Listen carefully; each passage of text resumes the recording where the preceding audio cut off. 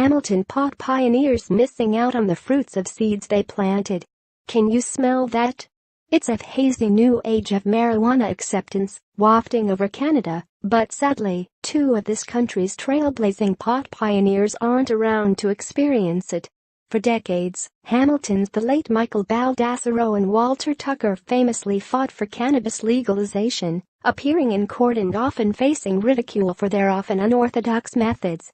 At the center of it all were their roles as ministers in the co-created Church of the Universe, which called smoking pot a sacrament and a religious rite.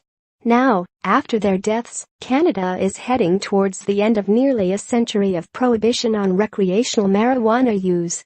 Friends and fellow advocates say the two consummate hippies would not be thrilled with the government oversight packaged with the pending legalization, but say they would no doubt bask in the glow of the wider social acceptance of marijuana they had been dreaming about for decades. These two didn't tip the scales for positive public pot perception on their own, but their decades of stoner advocacy still resonates, friends say. For so many years they were treated like freaks, and now weed is widely accepted, said Rev. Juliet Boyd, a minister in the Church of the Universe. Once you plant a seed, it's going to flower. This is marijuana's time. There's no doubting how much these two men loved getting stoned. Baldasaro and Tucker, always with trademark bushy beards and knit caps, were fixtures in Hamilton for many years. They created their Church of the Universe at the tail end of the counterculture 1960s, calling pot God's tree of life and a holy sacrament. Tucker, left, and Baldasaro, right, appeared in this photo that was featured in Hamilton magazine back in the 1990s. Hamilton magazine Facebook, cannabis was at the forefront of Baldasaro's many mayoral bids and his attempts to run for office both provincially, for the Marijuana Party, and federally, a failed bid for the leadership of the Progressive Conservatives. Serious about their cause, they also brought a sense of humor to much of what they did. It wasn't always enough to avoid consequences. The two ended up in and out of jail several times for marijuana-related offenses over the years and clashed with authorities and quarrying companies Steatley Industries over a section of land called Clearwater Abbey, a quarry on 11th Concession west of Highway 6, which was considered the church's spiritual home. Just consider this section of the church's history. From its website, the year is 1982. June at Church of the Universe's spiritual Jerusalem. Reverend Tucker and other church members are resting naked on blankets and upon the warm rocks that cup the water of the abbey like a baptismal fount. A blessing of sacrament hangs in the summer air.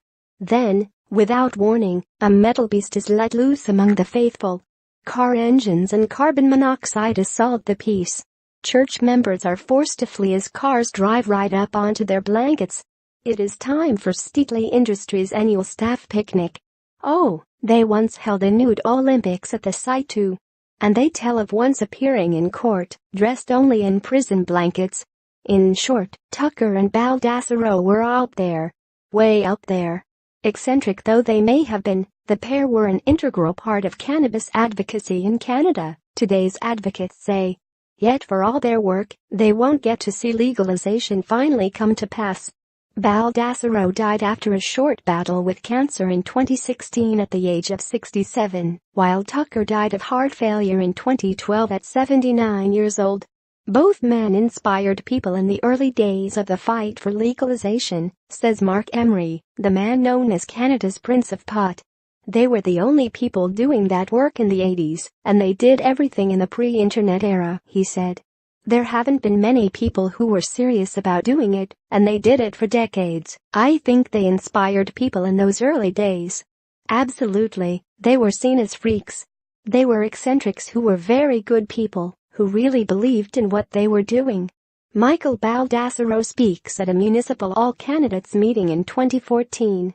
Samantha Craig CBC, Rev. Juliet Boyd is a minister in the Church of the Universe who met Baldasaro and Tucker back in 1999.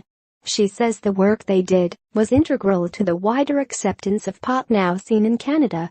They were the ones who took the slings and arrows for how it is right now, she said, referencing their time in jail for possession and trafficking charges.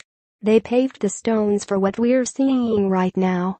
But for how pleased they would be about the lessening of demon weed rhetoric among Canadians, the